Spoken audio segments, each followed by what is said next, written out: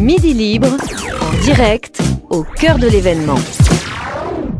Quand le bâtiment va, tout va. Est-ce que cet adage est toujours d'actualité en 2015 ? Nous profitons de la 28e édition du Salon de l'immobilier de Montpellier pour y répondre avec nos deux invités. Je voudrais vous présenter Jean-Marc Villard de Bagotech. Bonjour Jean-Marc. Bonjour. Et Jean-François Gapillou, Pitch Promotion. Bonjour. Bonjour. Alors messieurs, est-ce que l'immobilier se porte bien ? On a vu qu'il y a un manque de logements, c'est incontestable dans notre région, Languedoc-Roussillon, depuis quelques années. Il semblerait que depuis ce premier trimestre, les choses reprennent un petit peu. Qu'en pensez-vous ? Moi personnellement je suis toujours d'un naturel optimiste, donc effectivement je trouve que là on redémarre 2015 plutôt sous un signe très favorable. Les taux sont très bas, notre région elle est toujours aussi agréable, toujours aussi magnifique dans le sud de Montpellier. On a encore une belle météo là encore aujourd'hui. Je suis pas trop inquiet, effectivement ça démarre. On a une nouvelle loi de défiscalisation qui pour le moment est en train d'être bien interprétée, petit à petit elle fait son chemin et donc elle est très attractive, donc je suis pas terriblement inquiet. Je pense qu'effectivement elle a eu du mal à démarrer, Jean-Marc, cette loi ? Oui, elle a eu un peu de mal. Alors après Jean-François Pitch Promotion pourra vous en parler un peu mieux que moi, mais effectivement c'est une loi qui est pas été complètement interprété. Je pense qu'il y a eu un chamboulement dans l'esprit des gens. Il y a eu plusieurs lois de défiscalisation qui se sont suivies et donc les gens ne retrouvaient plus leur latin. Et là, celle-ci, elle est en train effectivement d'être plus stable, d'être petit à petit correctement interprétée. Et on sent effectivement là, depuis quelque temps, effectivement que on a de la demande dans cette loi-là. Oui, tout à fait. Alors Jean-Marc Villard, avec Bagotech, vous vous occupez essentiellement de logements neufs et notamment pour les primo-accédants. On fait, oui, du logement neuf, primo-accédant, accédant à la propriété également. Et effectivement, de temps en temps, on a des investisseurs aussi avec cette fameuse loi Pinel. Et effectivement, on sent ce petit frémissement. Et c'est vrai j'ai certains confrères, dont effectivement Jean-François ici, qui développent bien cet outil de défiscalisation et qui ressent les mêmes frémissements que nous, quoi.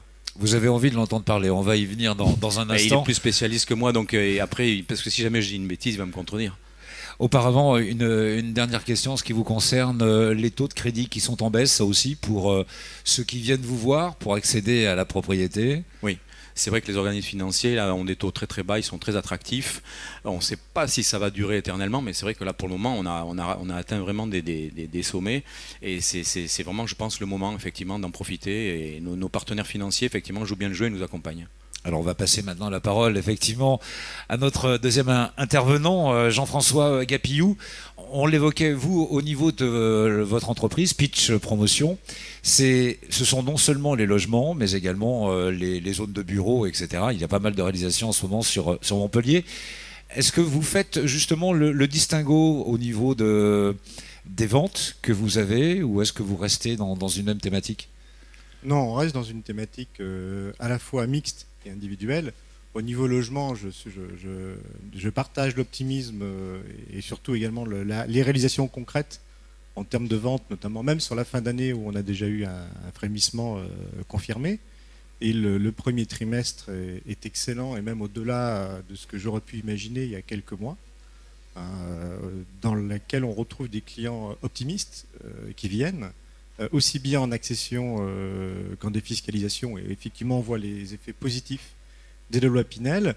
Pour la partie, puisque Pitch effectivement est un promoteur généraliste qui intègre à la fois la problématique de bureau, la problématique commerciale et logement, de l'accession dite primo-accession, accession aidée, accession intermédiaire et accession libre, et avec un panel de clients qui est très varié et je dirais pour aller au-delà de cette vision, c'est que l'accompagnement des collectivités très positif nous permet effectivement d'avoir un marché à Montpellier, pour moi, que je trouve très sain, qui risque de souffrir même du manque d'offres, parce qu'aujourd'hui, nous sommes dans une problématique, effectivement, où, comme les ventes vont un petit peu plus vite que le marché locatif étant un petit peu en surchauffe, que derrière, la production demande aujourd'hui encore à être augmenté. Et c'est ce qu'on disait avec Jean-Marc tout à l'heure. Les clients sont là, les ventes sont là, mais maintenant en production. Oui, il restera encore quelques milliers de familles dans notre région qui resteront sans logement quand même cette année.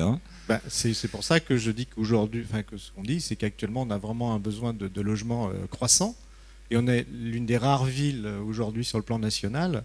J'en parlais hier avec mes collègues de Bordeaux. Bordeaux est dans le même cas. Oui. Mais entre Montpellier et Bordeaux, ce sont deux villes aujourd'hui qui ont vraiment un axe de croissance, notamment au niveau de logement, où il y a encore beaucoup d'avenir. Alors les professionnels sont là, que ce soit Jean-Marc ou vous-même, Jean-François.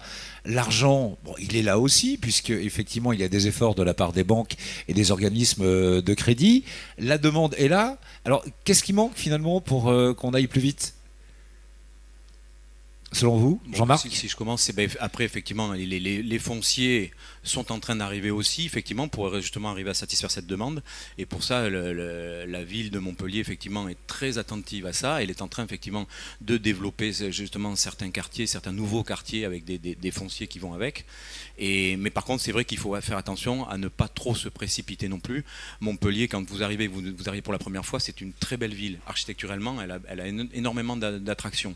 Et pour ça, effectivement, c'est que à la fois la ville et son bras armé qui est la SERM-SAM qui s'occupe justement de créer ces nouveaux quartiers fait attention justement à faire des quartiers qui sont valorisants, qui ont une architecture qui est attractive ou un urbanisme qui est maîtrisé et effectivement où il fait bon vivre. Et pour ça effectivement il y a certaines précautions à prendre pour que ce ne soit pas justement trop compliqué et effectivement de temps en temps ça prend un petit peu de temps. Mais ils en sont conscients, on est en parfait lien très étroit avec eux et de toute façon on sait qu'ils font de leur maximum et les fonciers arrivent. Donc je pense que très rapidement ça va se débloquer. Vous faites attention à cela également au niveau de la création des logements. On prend en compte évidemment la nouvelle société, celle que l'on vit. Il y a même cette nouvelle signature, l'excellence au cœur de la vie, au cœur de la ville. Oui, tout à fait. Et oui, on cautionne complètement cette phrase parce qu'effectivement, encore une fois, je vous dis, Montpellier est une des plus belles villes de France. Elle bénéficie de tas d'atouts et on a tout ce qu'il faut pour que justement on aille vers une dynamique comme ça sur l'immobilier. Je suis assez optimiste là. Il n'y a pas de problème. Alors vous faisiez allusion aux grands architectes. Bon, il y a Bofill, bien sûr, qui est passé à Montpellier. Vous avez un projet, là aussi, un superbe projet, en ce moment, chez Pitch Promotion, où là aussi, on tient à cœur l'aménagement du bâtiment dans le cœur du quartier. Oui, donc effectivement, en copromotion avec Crédit Agricole Immobilier, Pitch développe un projet avec Jean-Michel Villemotte et Jean-Baptiste Mirail sur la place Pablo Picasso. Donc l'immeuble c'est le Palo Maya et au-delà de la réflexion classique urbanistique, on a réfléchi à faire un objet élégant et qui dans quelques années, je veux dire, puisse, comme beaucoup d'œuvres à Montpellier, puisqu'on peut parler d'œuvres, oui, on retrouve beaucoup d'architectes, notamment sur cette avenue. Moi, Montpelliérain de naissance, je suis très fier de cette ville et je dirais on met toute notre âme et notre énergie et du coup on en ressort une certaine fierté parce qu'on a, comme disait Jean-Marc, des liaisons assez proches avec l'ensemble des acteurs, des collectivités qui nous permettent aujourd'hui à la fois d'offrir un bon produit pour les clients parce qu'il faut d'abord penser au logement. En plus, on arrive notamment sur des projets à moi réaliser un petit peu la conception que je vois comme la ville, c'est-à-dire d'une mixité sociale réelle dans les immeubles, sans créer des immeubles spécifiquement sociaux. Donc on a du logement social, par exemple, on raisonne au palier, ce qui fait dans les mêmes immeubles, on a une mixité sociale complète, qui nous évite de créer une ghettoisation de certains secteurs. Donc la ville est avec nous, entre guillemets. Aujourd'hui, on fait le maximum pour arriver à une vision urbaine et cohérente. Et le marché est là, on parlait du marché, c'est-à-dire les clients sont là aujourd'hui, les ventes le confirment, les prix n'ont pas trop augmenté. Alors justement, c'est la question que j'allais vous poser parce que vous devez amener plus au niveau de la sécurité, au niveau de l'environnement également, au niveau de la construction d'un immeuble, etc. Donc ce sont des coûts supplémentaires et on arrive néanmoins à garantir un prix de vente qui est relativement stable. Oui, tout à fait, parce que les techniques aujourd'hui font que certes, on peut générer certains surcoûts, mais aujourd'hui, dans la maîtrise aujourd'hui et l'approche beaucoup plus technique aussi de la plupart des promoteurs qui ont renforcé un petit peu l'ensemble de leur process. Ce que disait, bon, attention, on est dans la même ligne avec Jean-Marc au niveau de la qualité de produit, donc on ne peut pas déroger aujourd'hui sur la qualité de ce qu'on fabrique. On a des entreprises locales qui sont excellentes. À partir du moment où on est en phase, on n'est pas des cost killers au niveau de la construction. C'est un travail de groupe en fait. C'est un travail d'équipe et de confiance entre les partenaires, aussi bien les entreprises que les collectivités. Jean-François Gapillou, merci. Jean-Marc, vous n'êtes pas plus cher que votre concurrent? Non, je regarde ses prix, j'essaie de mettre un petit peu moins cher pour lui piquer ses clients. Non, plus sérieusement, effectivement, il y a un partenariat et avec les entreprises, effectivement, qui ont pris justement compte des nouvelles mesures et qui maintenant savent les faire en régie et travailler très correctement.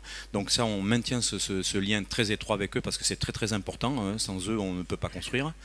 Je faisais une petite parenthèse aussi sur les cabinets d'architectes. Effectivement, on a des grandes signatures qui viennent et on a également nos architectes locaux parce qu'on a on a une ville étudiante ici qui est très très jeune, très dynamique, avec notre propre faculté d'architecture, une université.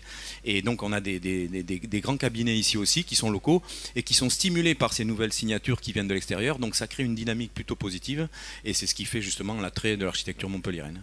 Jean-Marc Villard, merci. Juste pour compléter ce que disait Jean-Marc, effectivement, sur le projet que vous évoquiez tout à l'heure de Palomaya, on a effectivement Jean-Michel Villemotte, qui est un architecte national et international reconnu, mais associé à un architecte montpelliérain, qui s'appelle Jean-Baptiste Mirail, qui effectivement travaille en totale collaboration et je dirais presque symbiose.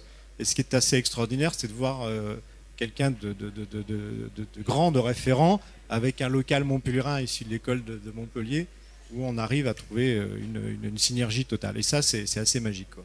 La jeunesse est là, vous l'avez bien compris, et la relève aussi. En tous les cas, l'immobilier, ce n'est pas franchement l'euphorie, mais on remonte doucement la pente grâce à des gens pleins d'avenir, pleins de bonne volonté également. Le salon de l'immobilier, 28e du nom, c'est jusqu'à dimanche, ici au Quorum de Montpellier. Merci à vous, messieurs. Merci. Midi Libre, en direct, au cœur de l'événement.